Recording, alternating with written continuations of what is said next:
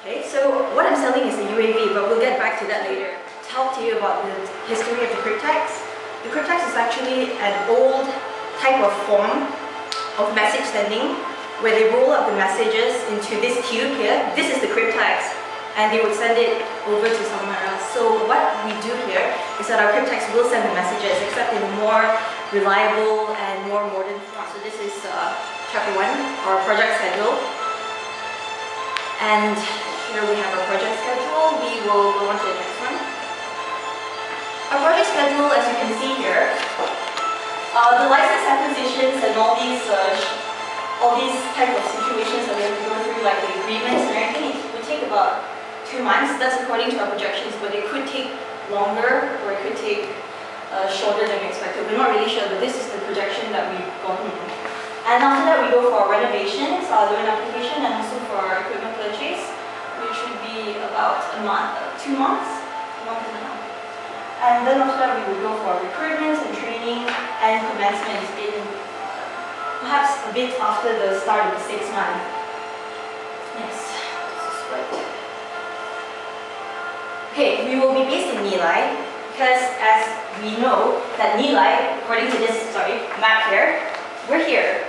And it's quite convenient because town is just right here and the airport is just right there. So we're actually quite in a nice spot, very strategic. Sorry. Let's go to the next one. Okay, so what we have is our capital. What we are giving from our own pockets is 335,000. Yeah, 335,000. And the loan will be 100,000, which we'll be getting from the bank. I believe that we will be most likely getting it from SME Bank because they're kinder to new entrepreneurs. So that's the reserve capital, save for rainy days, actually. Internal rate of return. So as you can see, our internal rate of return is 118.23%. And that's actually quite good because internal rate of return is a measure of how profitable or how worthwhile our business will be. And for our payback period refers to the time frame which we will get our money back. So this is the extract of our cumulative balance from our cash flow. So we looked here. Of course, we can't get our money back here because we have spent more than this. So in year 2, definitely we can get our money back. So in the span of 2 years, we'll be getting our money back. Next is the return on investment. Return on investment, as you can see, the formula is written up there, and it's a calculation of what we get back from what we spent. So you can see that the numbers here are increasing very nicely. I mean steadily. It's a bit low in the first year, but our company is expensive. Our type of business is expensive. But in the year 5, we can get 17.70%, which is actually quite good, satisfactory. Next, chapter 2. Alright, product. Wouldn't it be great to have a product? Pretend this is the ocean, and this, wouldn't it be great if you had a product instead of saying, oh yes, we have to patrol, let's send the helicopter out here. This wastes time, patrol, manpower, energy, money, a lot of money. So what we do, why not, we have something that would totally revolutionize the way that patrollings are made. Now this is the cryptex. When it gets thrown out, you just throw it and you program it. It will be set inside a pattern that will help you patrol. So there will be a camera underneath here, which is a HD camera, and it also has geothermal sensing. So if it's at night, it's not really much of a problem. And the fact is that if there's anyone here, they can sense it for you, and they will be able to alert the ones who are keeping vigilant at the software controls. Of course, you need to have a vigilante at the side, otherwise there won't be anyone to watch out for it. But this will do the work for you. You don't have to send out a helicopter. Right, just pause here. So that was a picture of it. Next, our forecasted sales target. For forecasted sales target, we actually had a number of 47. But then for the first year, we decided that our projection would be 10. And every year, it would increase by three sales every year. So this is what we would get. because we're selling one for 100,000. Alright, next is our targeted profits. Our targeted profits, well, it's quite easy to calculate because ours is a 50% margin. So it tallies according to how many we sell along with the years. Next is our human capital management. Here there's nothing really much to say. We have a managing director, the boss, the big boss, me, and also our operational manager, which is aka the engineer, 2 technicians to build up the UAVs, salesman to sell the UAVs, a clerk to keep everything in check, every documentation in order, and an accountant to help us keep our balance of the finance in check. Also outsource this one janitor, but you know, janitors, we can just outsource it, we don't really need one for real. Okay, these are the salaries. How I got these numbers, how I got these figures is that I looked through some guides, like the Kodia guides or the Kelly guides, and these are the fair prices that is paid to these people who are doing this kind of work. So this is it, and I already did the software calculations. For year 2, there will be a 10% salary increase. Year 3, there will be 15. Year 4, there will be 20, and year 5, there will be a 25% salary increase. We're doing this because if you look at our project's cash flow, you can see that there is quite a good profit to be done from it. So it's better if we share the pieces. Process flows. Process flows, as you can see. First of all, our customer will order it through the website. After that, they will be taken to a deposit page. Yes, this one kind of tallies with this, but this is more of an explanation. Okay, so they would go to a page where they pay the deposit of 10,000 to know that we're serious, to let us know that they're serious. After that, we receive our order, and then after that we can order it from our supplier itself.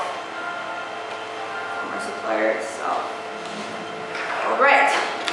Next, after that, we fix up the UAV, we fix it up, and then we test run it.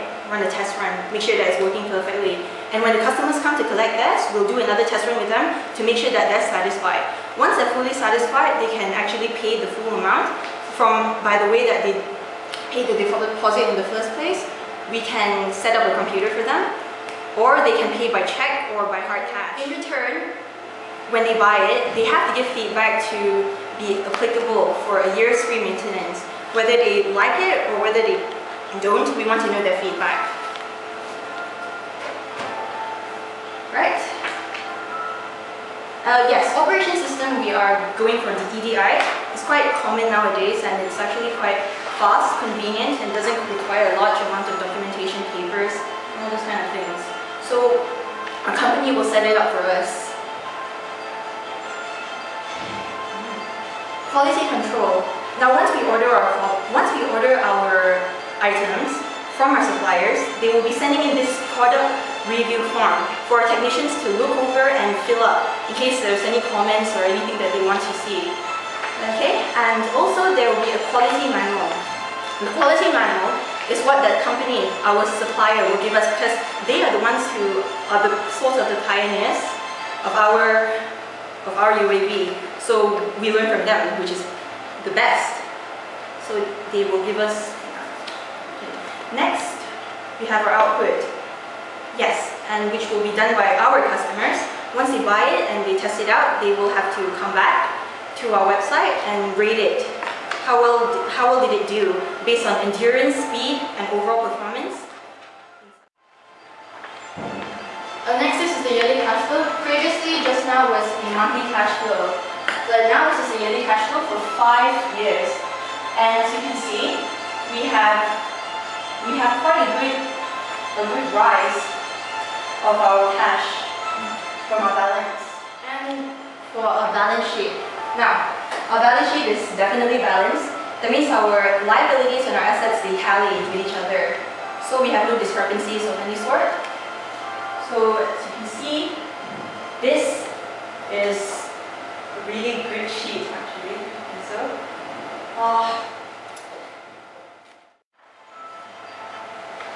thank you. Okay. you have forecasted 10 UAV per year. Why did you choose that figure of 10?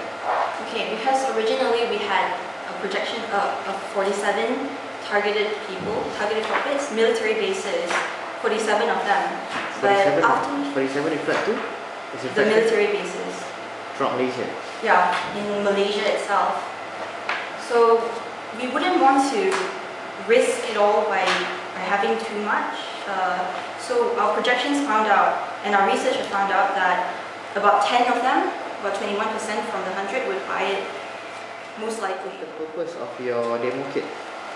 The purpose of our demo kits is to give something to the salesman to actually give a live demonstration of how our product would work.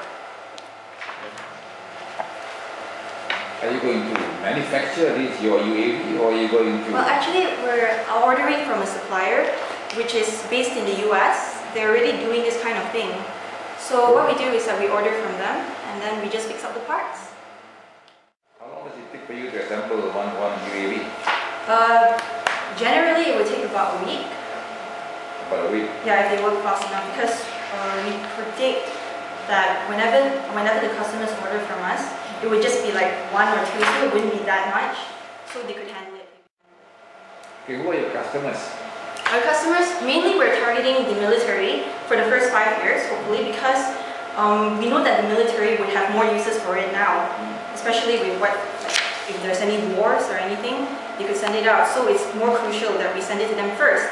And after the 5 years, perhaps we would even consider widening our market to the agriculture or building or roads, anything like that, or forestry. The selling price?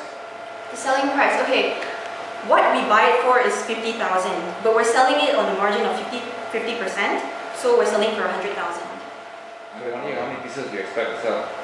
Okay, for the first year we expect to sell 10, and then for every year we predict that the number would go up by 3 UAVs each time.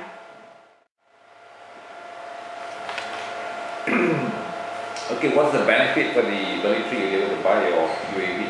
Okay, number 1 is that you don't have to spend so much on manpower at all, because this is a machine. It's a machine, really. It's just a machine. You just send it out there, it will do the work for you. Like I said just now, like the helicopter thing, they don't have to send 2 men out in the helicopter, which costs fuel and energy and, manpower. They can just fly this thing out there and then it'll do the work for them. It can like patrol. What can they do? What can the aircraft do, UAV do? Well, this UAV is mainly for patrolling purposes. It has a very good camera, high definition camera, which is quite Your suitable. payback period is for 2 years. How do you get that period? 2 years? Because how we did it is that the payback period, from what I understand, is something that is a time frame where we can get what we spent back. So we look at our cash flow, our accumulated balance for year 1 and year 2, especially year 1 and year 2, because year 2, it indicates that the amount there is more than what we have invested in the first place. So that means we'll definitely get our money back. UAVs have been around for a lot of years, but Malaysia still did not try. I mean, they're really currently trying, but they're not really trying as much. So we want to pioneer this whole business, selling it to them and making them believe that this is one of the best futures that they could invest in.